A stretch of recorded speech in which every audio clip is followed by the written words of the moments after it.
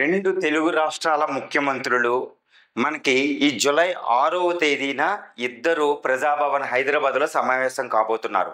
2014లో పూర్వపు ఆంధ్రప్రదేశ్ విభజన తర్వాత, అంటే తెలంగాణ ఆంధ్రప్రదేశ్ విడిపోయిన తర్వాత జరుగుతున్న చాలా సమావేశాలు జరుగుండొచ్చు. ఈ సమావేశానికి చాలా ప్రాముఖ్యత ఉంది. ఎందుకు? గురువు శిష్యులు అంటే ఒకే పార్టీ నుంచి వచ్చిన వాళ్ళు, వీళ్ళు వ్యక్తిత్వ పరంగా ఇద్దరి మధ్య సత్సంబంధాలు ఉన్నాయి.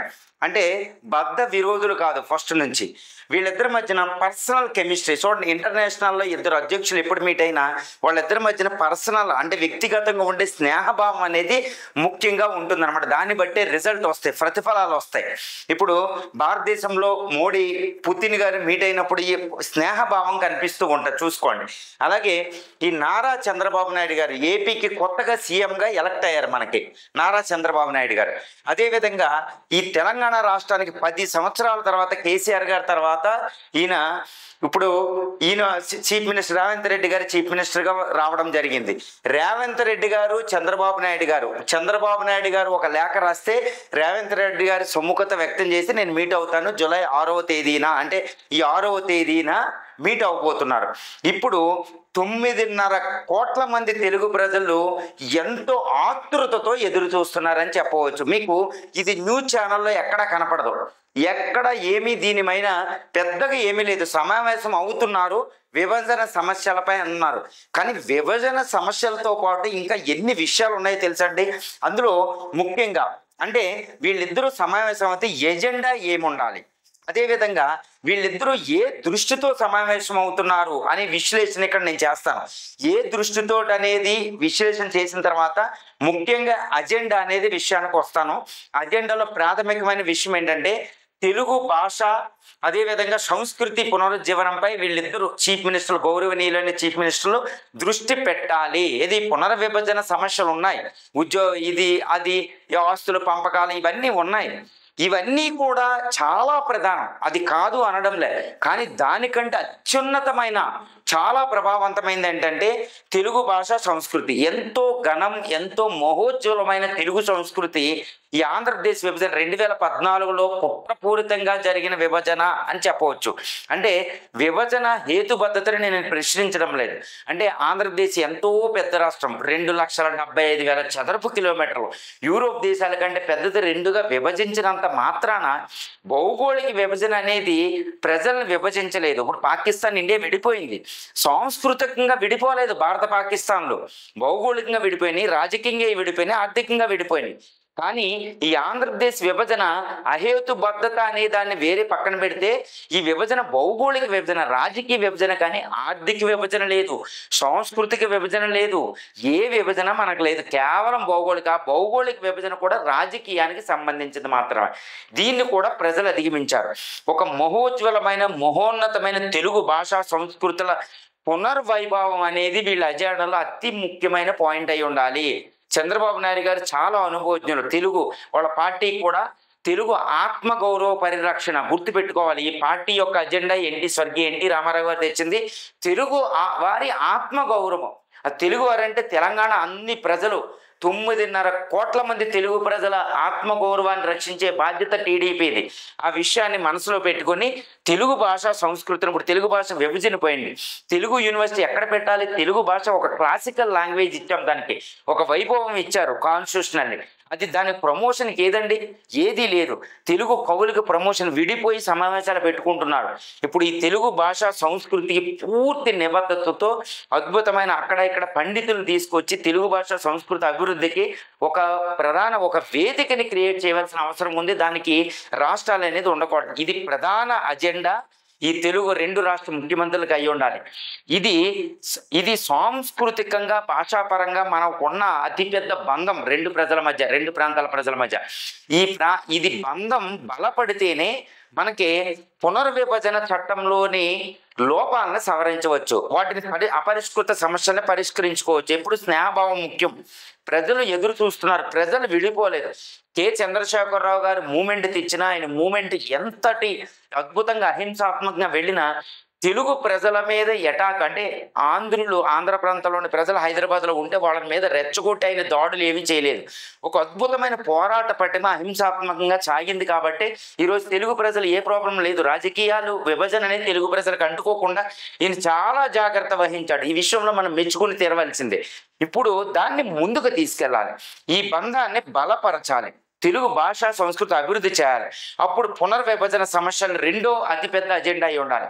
పునర్విభజనలో ముఖ్యంగా ఉద్యోగులు, ఎంతో మంది టీచర్లు, ఎంతో మంది ఉద్యోగులు భార్య భర్తలు విడిపోయి ఎంతో ఇబ్బంది పడుతున్నారు. పిల్లలు అక్కడ, వీళ్ళెక్కడ. ప్రతిరోజు హైదరాబాద్లో బయలుదేరి గుంటూరు ఆ ఎక్స్ప్రెస్ ఎక్కి, ఈ ఎక్స్ప్రెస్ అక్కడ డ్యూటీ చేసుకుని రావడం, వెసులుబాటు అక్కడ రావడం, ఇదంతా చాలా విపత్కర పరిస్థితి. ఉద్యోగులకు వెసులుబాటు లేదు.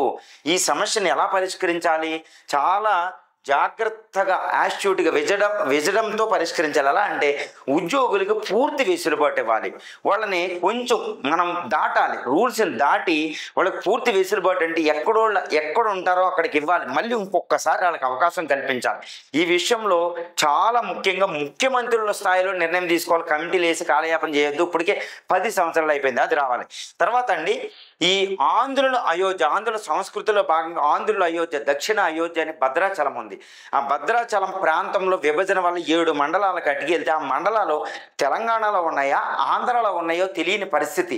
అక్కడ ఉన్న విద్యార్థులు ఏ ప్రాంతానికి వెళ్ళాలో తెలియదు. కాంపిటేటివ్ ఎగ్జామ్స్కి ఎక్కడ వాళ్ళు వెళ్ళలేని పరిస్థితి. ఈ రేషన్ కార్డులు, ప్రభుత్వ పథకాలు అందుతలేదు. చూడండి, 2 పెద్ద రాష్ట్రాల మధ్యలో ఉన్న ప్రజల్ని విభజన చట్టం ఫలితంగా 7 మండలాలు, లక్షలాది మండలాలు, 7 మండల ప్రజలు ఇబ్బంది పడుతున్నారు. అసలు ఏ రాష్ట్రంలో ఉన్నారు వాళ్ళు తెలియడం లేదు, ఏ పథకం వర్తిస్తుందో తెలియదు. సో ఇటువంటి దాన్ని పరిష్కరించాలి. ఓకే, ఆ 7 మండలాల ప్రజల యొక్కల్ని వెంటనే పరిష్కరించాలి. తర్వాత రెండోది ఏంటంటే, ఆంధ్రుల అయోధ్య అయిన భద్రాచలం పట్టణం చాలా పొటెన్షియల్ అండి. అంటే విజయవాడకి 280 కిలోమీటర్ల దూరంలో, 300 కిలోమీటర్లు అటు ఛత్తీస్గఢ్, ఒక అద్భుతమైన పట్టణంగా అభివృద్ధి చెందే అవకాశం ఉన్న భద్రాచలం ఎంత అంటే విభజన వల్ల సర్వనాశనం అయిపోయింది. ఎంత సర్వనాశనం అనే చెప్తాను నేను. ఎందుకంటే ఆ పక్కన భద్రాచలానికి చాలా కూటవేతు 2 కిలోమీటర్లు ఉన్న ప్రాంతం చుట్టూరు ఆంధ్రాలోకి వచ్చేసింది. భద్రాచలం ఒక ట్రంకేటెడ్ ఏరియాగా తయారైంది. ముందు ఇది పరిష్కరించాలి. ఆంధ్రప్రదేశ్ ఈ విషయంలో కొంచెం తెలంగాణ వైపు కొంచెం మొగ్గు చూపాలి. ఎందుకంటే ఇప్పుడు ఈ విభజన చట్టం చెందిన కొన్ని గ్రామాలని మళ్ళా ఈ భద్రాచల పరిధిలోకి, ఏదో ఒప్పందం ప్రకారమైన కావద్దు, ఇప్పుడు పార్లమెంట్ చట్టం అవసరం లేదు, ఈ భద్రాచలాన్ని ఒక అద్భుతమైన పట్టణంగా తీర్చిదిద్దడం అనేది 2 రాష్ట్రాల ప్రజల ముఖ్యమంత్రుల యొక్క విధి. అది ఒక మాస్టర్ ప్లాన్ ప్రకటించి భద్రాచలాన్ని ఆంధ్రుల అయోధ్యగా తీర్చిదిద్దే ఆ పచ్చటి గోదావరి తీరంలో ఆంధ్రుల ఆరాధ్య దైవం, ఆంధ్రుల భక్తులు ఎక్కువ వస్తారు, ఆరాధ్య దైవాన్ని ఆంధ్రులు అభివృద్ధి చేయవలసడానికి తీవ్రమైన కృషి చేయాలి. తర్వాత ఏంటంటే నీటి పారుదల.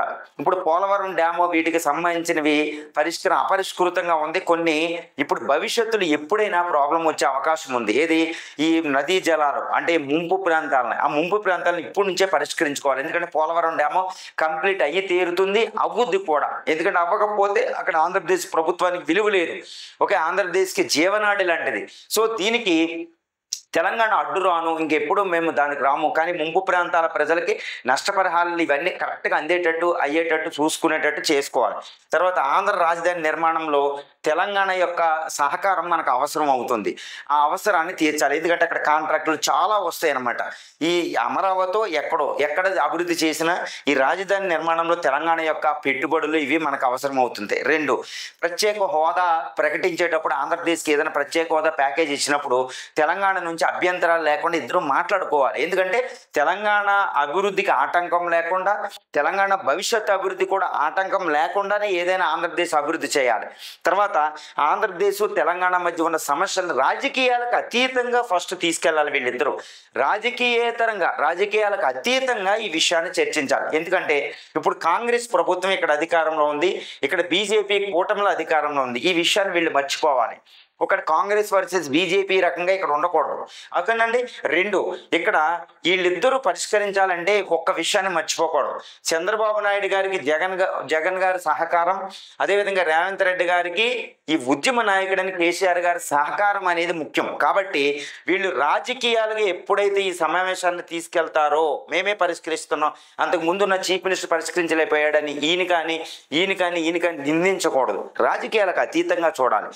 కేసీఆర్ గారి సహాయం ఒక ఉద్యమ పార్టీ అంటే బీఆర్ఎస్ అంటే తెలంగాణ మనుగడకే పుట్టిన పార్టీ ఎప్పుడు కూడా చూస్తూ ఉంటుంది రాజకీయ లబ్ధికి. అది కేసీఆర్ గారు చూడకుండా, రేవంత్ రెడ్డి గారు విమర్శించకుండా ఇప్పుడు ప్రస్తుత భవిష్యత్తుని మాత్రమే చూడాలి. ఫాస్ట్ ఈజ్ ఫాస్ట్ అంతే, బైగాన్ ఈజ్ బైగాన్ అనుకోవాలి.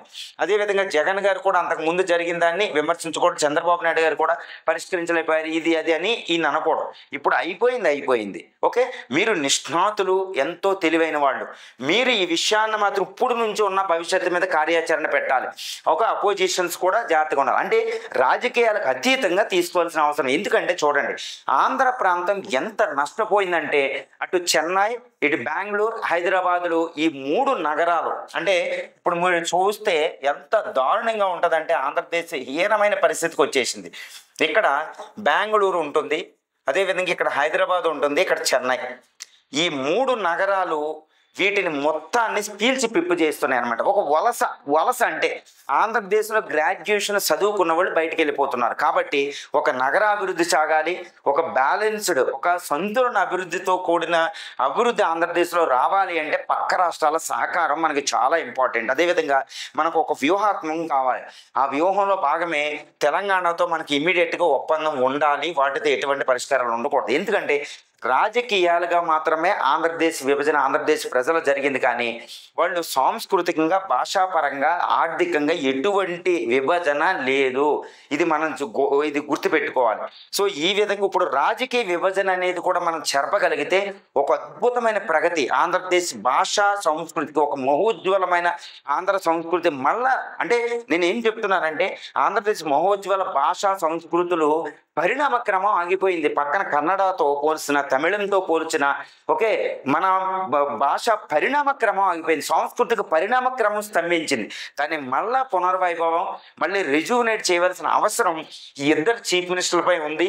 వీళ్ళిద్దరూ బాధ్యత ఎరిగి సమావేశం అవుతున్నారంటే ఒక అద్భుతమని చెప్పాలి. ఓకే, భాషల ఆశలు, ఆకాంక్షలు అంటే 9.5 కోట్ల మంది ప్రజల ఆశలు, ఆకాంక్షల్ని వీళ్ళు అద్భుతంగా తీసుకెళ్తారని, అదేవిధంగా ఇటు అపోజిషను, ఈ తెలంగాణలో అపోజిషన్ కూడా సహకరిస్తారని, వాళ్ళ సహకారం కూడా వీళ్ళు తీసుకునే విధంగా వీళ్ళ భాష, మాటలు, ప్రవర్తన ఉంటాయని ఆశిద్దాం. ఇది కేవలం వీళ్ళు పర్సనల్గా అయ్యి ఉండకూడదు. ఎందుకంటే కాంగ్రెస్, టీడీపీ ఇక్కడ కొంత కుల కమ్మ సపోర్ట్ అనేది రేవంత్ రెడ్డి గారికి అవసరమైంది ఓట్ బ్యాంక్కి. ఈ విషయాన్ని దృష్టిలో పెట్టుకుని ఈయన సమావేశం అవుతున్నారనేది పక్కన పెట్టాలి. ఓకే, తెలుగు ప్రజల ఆశలు, ఆకాంక్షలు నిర్వర్తిస్తే మీరు అక్కడ ఉన్న 5.5 కోట్ల మందికి, ఇక్కడ మీరున్న 4.5 కోట్ల మందికి ముఖ్యమంత్రులుగా చూసుకోకండి. మీరెందరూ మొత్తం తెలుగు భాషలో ఉన్న 10 కోట్ల మంది తెలుగు ప్రజలకి రిప్రజెంటేటివ్గా వాళ్ళ ఆశలు, ఆకాంక్షలకి మనం ప్రాతినిధ్యం వహిస్తున్నాం అనేది గుర్తుపెట్టుకోవాలి. అప్పుడే మీకు, మీ పార్టీలకి తెలుగు ప్రజలు ఉండి మీరు 10 కాలాల పాటు ఉంటారని ఆశిద్దాం.